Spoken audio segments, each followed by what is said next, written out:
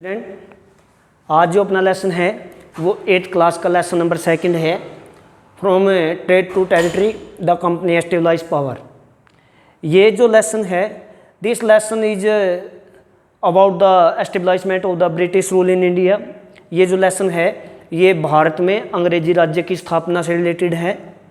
After the death of Aurangzeb की मृत्यु के पश्चात 1707 में। और ये जो हिंदी मीडियम के बच्चे हैं वो भी समझ लेना कि ये जो लेसन है ये लेसन है हमारा ब्रिटिश साम्राज्य की स्थापना से संबंधित, कि किस प्रकार से भारत में ब्रिटिश साम्राज्य स्थापित हुआ। जो कंपनी थी उसने भारत में अपना राज्य स्थापित किया। अब सबसे पहले है कि जो ब्रिटिश ईस्ट इंडिया कंपनी थी इसकी जो स्थापना थी, it was establish in 16th century in England London. जो ईस्ट इंडिया कंपनी की जो स्थापना थी वो 16वीं शताब्दी में हुई थी लंदन के अंदर। बाद में इन्होंने भारत के साथ व्यापार करना शुरू कर दिया। After the death of Aurangzeb many regional power also emerge. Aurangzeb की मृत्यु के बाद जो अनेक अक्षेत्रीय शक्तियाँ थी वो भी उदित हुई। इसके साथ साथ जो 3 मुख्य जो वेस्टर्न पावर थी, चाहे वो डच थे हॉलैंड के, चाहे वो ईस्ट इंडिया कंपनी थी फ्रॉम इंग्लैंड, चाहे वो फ्रेंच ईस्ट इंडिया कंपनी थी, फ्रांसीसी ईस्ट इंडिया कंपनी थी, पुर्तगाली थे। इन्होंने ट्रेड के ऊपर, भारत के जो ट्रेड थे, व्यापार जो था उसके ऊपर कहीं ना कहीं अपना मोनोपोली, एकाधिकार स्थापित करने के लिए एक दूसरे के साथ कॉन्फ्लिक्ट, संघर्ष करना शुरू कर दिया। बाद में ऑल ऑफ देम, इन सभी में से जो ब्रिटिश गोट विक्टोरियस, उन्होंने, अंग्रेजों ने जीत हासिल की और उन्होंने अपना राज्य स्थापित किया।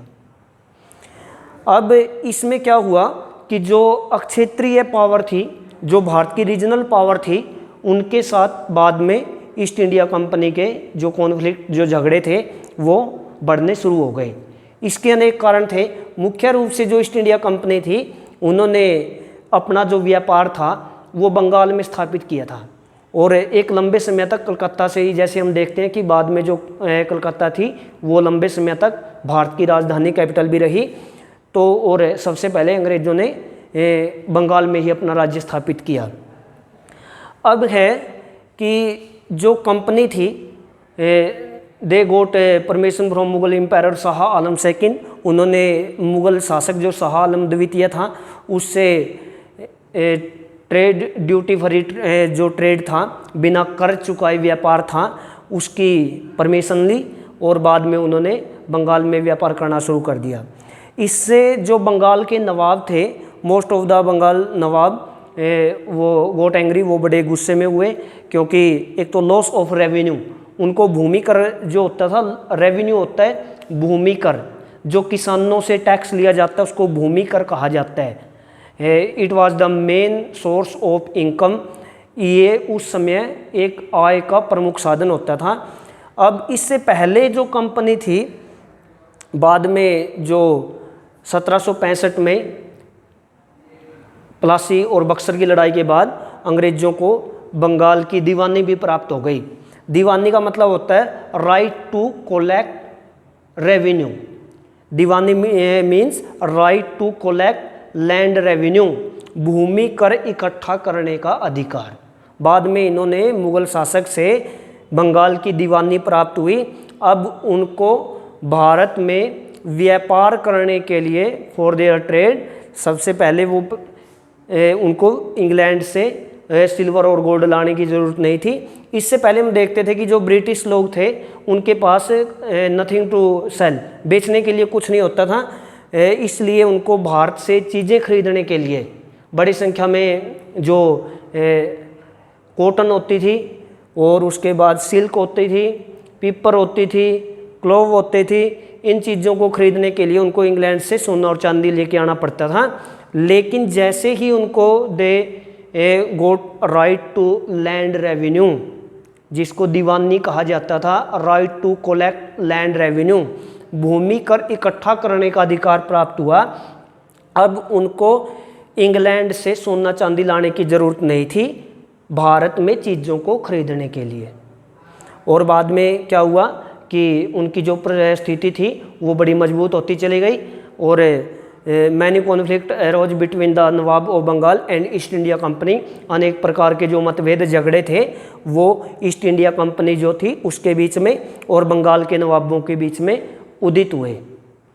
और इन सभी झगड़ों के बाद जो ईस्ट इंडिया कंपनी थी गोट विक्टोरियस, वो विजित हुई और उन्होंने लगभग बंगाल को जीत लिया और उसके बाद अपना जो राज्य था उसका स्प्रेड करना शुरू कर दिया, फैलाव करना शुरू कर दिया। अराउंड 1853 1853 के आसपास लगभग दे गोट विन नियरली होल कंट्री, उन्होंने लगभग सारे देश को ही जीत लिया। अब सबसे पहले है कि प्रश्न ये है कि what attracted European trading company to India. किन चीज़ों ने यूरोपीय जो व्यापारिक कंपनियां थी, चाहे वो पुर्तगालीज थे, चाहे वो फ्रेंच इंडिया कंपनी थी, चाहे वो डच ईस्ट इंडिया कंपनी थी या ईस्ट इंडिया कंपनी जो इंग्लैंड से थी, किन चीज़ों ने इन कंपनियों को भारत की तरफ आकर्षित किया। They wanted to new land from where they buy goods. वो नई ऐसे देशों की तलाश में थे जहाँ से वो चीज़ें खरीद सके and sell these product at higher prices at Europe. और इन जो चीज़ें वो खरीदते थे उनको यूरोप में उच्च दामों पर बेच सकें। इसलिए अधिकतर जो चीज़ें थी, चाहे वो काली मिर्च थी, चाहे वो लौंग थी, चाहे अलग अलग इलायची थी, उसके बाद सिल्क था, रेशम था या कॉटन जो फाइबर होता था, जो अपना कपड़ा होता था, सूती वस्त्र, इन चीज़ों की ह्यूज डिमांड, बहुत बड़ी मांग होती थी इन यूरोपियन मार्केट, यूरोपीय बाज़ारों में। So these companies attracted to India. सो इसलिए ये जो कंपनियां थी वो भारत की तरफ आकर्षित हुई। और हम देखते हैं कि बाद में all these companies are conflict with each other. इन कंपनियों के बीच में झगड़े उत्पन्न हुए and last the East India company, जो ईस्ट इंडिया कंपनी थी, विक्टोरियस हुई इन सभी में, उसने जीत हासिल की and they establish power in India. और उन्होंने अपनी शक्ति स्थापित की भारत के अंदर। उसके बाद एक और प्रश्न है कि what were the areas of conflict between the nawab of Bengal's and the East India company. कि ईस्ट इंडिया कंपनी और बंगाल के नवाबों के बीच में संघर्ष, कॉन्फ्लिक्ट मीन्स संघर्ष या झगड़े के क्या कारण थे। बाद में हम देखते हैं कि East India Company establish their power in Bengal. उन्होंने बंगाल के अंदर अपनी शक्ति स्थापित की और उसके साथ साथ दे गोट दीवानी, उन्होंने दीवानी which means right to collect land revenue, जिसका अर्थ होता है भूमि कर इकट्ठा करने का अधिकार प्राप्त हो गया। इससे क्या हुआ कि जो बंगाल के नवाब थे उनके बीच में और ईस्ट इंडिया कंपनी के बीच में अनेक कॉन्फ्लिक्ट, झगड़े उत्पन्न हुए। सबसे पहला था कि जैसे ही ईस्ट इंडिया कंपनी को ट्रेड ड्यूटी फ्री ट्रेड, बिना टैक्स चुकाए व्यापार करने का उनको अधिकार प्राप्त हुआ, राइट अधिकार प्राप्त हुआ, तो इससे huge loss of revenue of Bengal, इससे बंगाल के शासकों का जो रेवेन्यू होता था, जो कलेक्शन होता था भू राजस्व, उसमें बहुत ज़्यादा लॉस, कमी आई। अब जो बंगाल के नवाब थे दे डिमांड द कंपनी, उन्होंने कंपनी से मांग करनी शुरू कर दी टैक्स के लिए। तो कंपनी जो थी वो टैक्स देने के लिए तैयार नहीं थी। तो पहला कारण था उनके बीच में ये। उसके बाद था जो ईस्ट इंडिया कंपनी थी, they started fortification their settlement. उन्होंने अपने जो निवास स्थान होते थे या घर होते थे या जो कर्मचारियों के लिए दफ्तर होते थे, डिपार्टमेंट होते थे, उनका फोर्टिफिकेशन करना शुरू कर दिया, किलेबंदी कहते हैं जिसको। उन्होंने किले बनाने शुरू कर दिए क्योंकि वो फ्यूचर में जानते थे कि उनको लड़ाइयाँ लड़नी हैं और ताकि वो अपने लोगों को सुरक्षित रख सकें। तो जो बंगाल के नवाब थे वो इससे बड़े दुखी हुए। They stop the fortification of East India Company, उन्होंने किलेबंदी को रोक दिया। द कंपनी गोट एंग्री, इससे कंपनी बड़े गुस्से में हुई। Bengal of nawab also deny them to mint coins. इसके साथ साथ जो बंगाल के नवाब थे उन्होंने ईस्ट इंडिया कंपनी को सिक्के ढालने से भी इनकार कर दिया। जो सिक्के क्वाइन होते हैं वो चलाए जाते थे महारानी विक्टोरिया के नाम पे, तो वो भी बंगाल के नवाबों ने रोक दिया। इसके कारण भी जो ईस्ट इंडिया कंपनी थी और बंगाल के नवाब थे उनके बीच में झगड़े होने शुरू हो गए। उसके बाद था कि जो ईस्ट इंडिया कंपनी थी, जैसे हमने देखा कि most of the East Indian companies जो एम्प्लॉयर कर्मचारी थे, they are engage in private trade, वो अधिकतर अपने निजी व्यापार में लगे हुए थे और इससे भी बंगाल का जो रेवेन्यू लॉस था वो लगातार बढ़ता जा रहा था। जो बंगाल के नवाब थे वो चाहते थे कि ये जो प्राइवेट व्यापार करने वाले लोग हैं इनको किसी प्रकार की छूट नहीं होनी चाहिए, कंसेशन नहीं होनी चाहिए। इसलिए बंगाल के नवाबों के बीच में और कंपनी के बीच में झगड़े बढ़ने शुरू हो गए। ये अपना एक प्रश्न हो गया ये।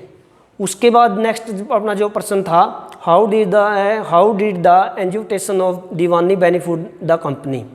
जो दीवानी अधिकार था इससे कंपनी को किस प्रकार से फ़ायदा हुआ। जैसे मैंने आपको बताया कि इन 1765 में East India Company got right Diwani का अधिकार प्राप्त हुआ उनको, which means right to collect land revenue, जिसका मतलब होता है भूमि कर इकट्ठा करने का अधिकार। इससे पहले जैसे हमने देखा था कि most of the things by the East India companies were in cash, gold और सिल्वर। अधिकतर जो चीज़ें थी वो ईस्ट इंडिया कंपनी के द्वारा जो भी भारत में खरीदी जाती थी, चाहे वो सिल्क था, चाहे वो पेपर था, चाहे वो कॉटन टेक्सटाइल था, उसके लिए उनको बड़ी मात्रा में gold and silver from Britain, वो इंग्लैंड से सोना और चांदी लाना पड़ता था, जिससे उनको काफ़ी दिक्कत आती थी। लेकिन after the education of Diwani का अधिकार प्राप्त होने के बाद अब they collect land revenue from Bengal, अब वो बंगाल से भूमि कर इकट्ठा कर सकते थे। अब उनको इंग्लैंड से किसी प्रकार का सोना चांदी लाने की आवश्यकता नहीं होती थी, तो सबसे ज़्यादा फ़ायदा ये हुआ। उसके बाद सेकंड था कि East India company collect large amount of revenue, उन्होंने बड़ी मात्रा में भूमि कर इकट्ठा किया। दे स्टार्टेड फोर्टिफिकेशन इट्स सेटलमेंट, उसके बाद इस भू राजस्व से ही उन्होंने अपने निवास स्थानों का जो भी आसपास के उनके घर होते थे उनका किलेबंदी करना शुरू कर दी। They can maintain the salary of their troops, वो अपने सैनिकों की जो तनख्वाह होती थी, सैलरी, अब उसकी भी व्यवस्था कर सकते थे। उसके लिए भी उनको पैसे लाने की ज़रूरत नहीं थी इंग्लैंड से। ये ईस्ट इंडिया कंपनी को काफ़ी फ़ायदा हुआ। After they got Diwani from the Mughal शासक शाह आलम सेकंड, जैसे ही उन्होंने मुग़ल शासक शाह आलम से दीवानी का अधिकार प्राप्त हुआ। इसके साथ the position of company got strengthening in India, Bharat में ईस्ट इंडिया कंपनी की जो स्थिति थी वो मजबूत होती चली गई। दे कॉन्क्योरिंग्स मैनी स्टेट, उन्होंने अनेक राज्यों को जीत लिया। एक्सपेंडेड दियर एरिया, अपने क्षेत्र का विस्तार किया। तो इससे भी ईस्ट इंडिया कंपनी और को काफ़ी लाभ प्राप्त हुआ। उसके बाद अपना नेक्स्ट प्रश्न था, explain the system of subsidiary alliance. The subsidiary alliance system was started by lord Wellesley in 1798। जो सब्सिडरी अलायंस था इसको कहा जाता है हिंदी में सहायक संधि।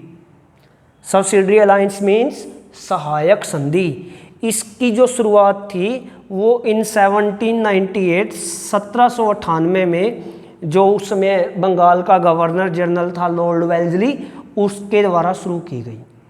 अब इसमें क्या था कि जो भारतीय राज्य होते थे उनके साथ ये संधि की जाती थी और इस संधि की अनेक विशेषताएं होती थी। East India Company got responsibility of their safety, जो ईस्ट इंडिया कंपनी होती थी वो उनकी सुरक्षा की जिम्मेवारी लेती थी, जो भी भारतीय छोटे छोटे राज्य होते थे। लेकिन इसके लिए कई शर्तें होती थी। एक तो होता था कि जो भी भारतीय इंडियन स्टेट, प्रिंसली स्टेट, जो भी ईस्ट इंडिया कंपनी के साथ सब्सिडरी अलायंस सहायक संधि साइन करते थे, उनको अपने जो कोर्ट होता था उसके अंदर एक रेजिडेंट, एक अंग्रेज अधिकारी होता था, वो रखना होता था। एक रेजिडेंट, जिसका रेजिडेंट नामक एक जो अधिकारी होता था वो अपने दरबार में रखना होता था। इसके साथ साथ वो किसी से वार या ट्रीटी, किसी अन्य जो प्रिंसली स्टेट या इंडियन स्टेट के साथ युद्ध अथवा समझौते नहीं कर सकते थे। इससे पहले उनको they got permission from East India company, उनको ईस्ट इंडिया कंपनी से अनुमति लेनी होती थी। इवन दोज सोल्जर या ट्रूप्स या वो सैनिक जो उनकी सुरक्षा करते थे, कोर्ट के अंदर दरबार में रहते थे, उनका जो फाइनेंस होता था, उनकी जो पे होती थी, सैलरी होती थी, उसका भुगतान भी भारतीय शासकों को ही करना पड़ता था। कहीं ना कहीं जो भारतीय इंडियन स्टेट थे, इससे उनको बहुत ज़्यादा नुकसान हुआ। अब वो अपने पास सैनिक नहीं रख सकते थे, उनको ईस्ट इंडिया कंपनी के हिसाब से ही काम करना पड़ता था। रेजिडेंट नामक अधिकारी अपने दरबार में रखना पड़ता था। ये जो रेजिडेंट होता था appointed by the British east India company, ये ब्रिटिश ईस्ट इंडिया कंपनी के द्वारा नियुक्त किया जाता था और ये काफ़ी इंटरफेयर करता था इन पॉलिटिक्स, राजनीति के अंदर। उसके बाद जो ईस्ट इंडिया कंपनी थी, without the permission of East India Company, East India Company की आज्ञा के बिना जो इंडियन स्टेट थे वो किसी प्रकार की ट्रीटी, किसी प्रकार का समझौता अथवा वार नहीं कर सकते थे विद एनी इंडियन स्टेट, किसी भी अन्य भारतीय राज्य के साथ। इससे क्या हुआ, जो ईस्ट इंडिया कंपनी थी वो काफ़ी मजबूत हुई और भारतीय राज्य जो थे वो काफ़ी वीक हो गए, वो कमज़ोर हो गए। इससे भी ईस्ट इंडिया कंपनी जो थी उसका भारत में काफ़ी प्रचार हुआ। आज ये लगभग अपने 4 ही पर क्वेश्चन थे। पहला था what attractive to the European trading company to India, किन चीज़ों ने यूरोपीय व्यापारिक कंपनियों को भारत की तरफ आकर्षित किया। जैसे कि हमने पढ़ा था कि अनेक ऐसी चीज़ें थी भारत में, चाहे वो पीपर था जिसको हम काली मिर्च कहते हैं, क्लोव, लौंग था, इलायची थी, या फिर सिल्क जो था, रेशम था, या कॉटन टेक्सटाइल था। Huge demand in European market, इनकी बड़ी मांग होती थी। इसलिए भी ईस्ट इंडिया जो कंपनी थी वो भारत की तरफ आकर्षित हुई। उसके बाद what were the areas conflict between the nawab of Bengal and the East India Company, East India Company और बंगाल के नवाबों के बीच में झगड़े के क्या कारण थे। जैसे हमने कहा कि उन्होंने एक तो जो ट्रेड ड्यूटी फ्री होता था, बिना टैक्स दिए व्यापार करते थे वो लोग। इससे जो इंडियन नवाब थे, भारतीय बंगाली जो नवाब थे, वो उनसे नाराज़ थे। उसके बाद इसके साथ उन्होंने कई डिसरिस्पेक्टफुल जो लेटर भी लिखे नवाबों को, जिससे उनके सम्मान को आघात लगा। इससे भी नवाब काफ़ी गुस्से में थे। इसके साथ साथ they also started fortification their settlement, उन्होंने अपने जो भी निवास स्थान थे उनके किलेबंदी करनी शुरू कर दी। इससे भी बंगाल के नवाबों के बीच में और कंपनी के बीच में झगड़े हुए। Bengal of nawab also denied them to mint coin, जो सिक्के ढालने का काम होता था उसको भी रोक दिया गया बंगाल के नवाबों के द्वारा। इन सभी कारणों से ईस्ट इंडिया कंपनी और बंगाल के नवाबों के बीच में झगड़ा उत्पन्न हुआ। उसके बाद था एंजिटेशन ऑफ दीवानी बेनिफिट इन द कंपनी, कि जो दीवानी का अधिकार था उससे ईस्ट इंडिया कंपनी को क्या लाभ प्राप्त हुआ। दीवानी मीन्स भू राजस्व इकट्ठा करने का अधिकार, right to collect land revenue. इससे क्या हुआ, जैसे हमने पीछे कहा था कि ईस्ट इंडिया कंपनी बड़ी मात्रा में उसको इंग्लैंड से सोना और चांदी, गोल्ड एंड सिल्वर लाना पड़ता था टू परचेज इंडियन गुड्स, भारतीय वस्तु खरीदने के लिए। After they got Diwani of Bengals, लेकिन बंगाल की दीवानी प्राप्त करने के बाद दे मैनेज डियर्स एक्सपेंसेस, वो अपने जो भी खर्चे होते थे उनका प्रबंध यही कर सकते थे। चाहे वो सैलरी देनी होती थी सैनिकों को, ट्रूप्स जो होते थे, या फिर जो फोर्टिफिकेशन किलेबंदी का जो कार्य होता था उसका जो खर्च था वो भी उसी से मैनेज किया जा सकता था। और इसके साथ साथ उन्होंने इस पैसे के साथ बड़ी संख्या में भारतीय जो प्रिंसली स्टेट थे, जो छोटी छोटी रियासतें थी, उनको जीतना शुरू कर दिया। तो आज आपने ये 4 प्रश्न करने हैं, बड़े सिंपल प्रश्न हैं। हमने जैसे पढ़ा कि जो ईस्ट इंडिया कंपनी थी वो भारत में उसने अपना राज्य स्थापित किया औरंगजेब की मृत्यु के बाद 1707 में। और बाद में जो ईस्ट इंडिया कंपनी, जैसे हमने पीछे पढ़ा था कि सबसे पहले उन्होंने बंगाल से अपना व्यापार स्थापित किया था। तो बंगाल के नवाबों के बीच में और कंपनी के बीच में लगातार झगड़े लगातार बढ़ने शुरू हो गए। बाद में हम बैटल ऑफ प्लासी की लड़ाई के बारे में and the battle of Buxar और बक्सर की लड़ाई के बारे में पढ़ेंगे, उनके क्या परिणाम निकले उसके बारे में पढ़ेंगे। आज आपने केवल 4 प्रश्न करने हैं। और यदि आपको कोई दिक्कत हो तो आप लोग पूछते तो हो नहीं, ना साकेत का फोन आ रहा है, ना रोहित का, कमल का, कोई पूछते तो है नहीं। जो भी आप प्रश्न याद करो, नॉर्मली आप जब तक स्कूल नहीं लगते आप जो प्रश्न याद करते हो, अब उसमें से यदि आपको कोई मुश्किल करता है, जैसे सब्सिडरी अलायंस क्या था, ये सहायक संधि थी, ये ट्रीटी होती थी between the Indian state and the East India company, भारतीय स्टेट के बीच में। और ईस्ट इंडिया कंपनी के बाद ये समझौता हो जाता था। उसके बाद जो इंडियन स्टेट थे वो अपने पास अपने खुद के सैनिक ट्रूप्स नहीं रख सकते थे। ईस्ट इंडिया कंपनी ही इनकी सिक्योरिटी की रिस्पॉन्सिबिलिटी लेती थी, सुरक्षा की जिम्मेवारी लेती थी। East India company also appointed an officer called, जो अधिकारी नियुक्त किया जाता था रेजिडेंट, तो वो नियुक्त किया जाता था। इससे जो भारतीय स्टेट थे वो पावरलेस हो गए, शक्तिहीन हो गए। बाद में उनको अनेक्स कर लिया गया, मिला लिया गया। तो ये सिंपल सी चीज़ें हैं, जो आपको समझ में ना आए तो आप पूछते रहो, है नहीं आप लोग। आज का काम इतना ही है। Thank you.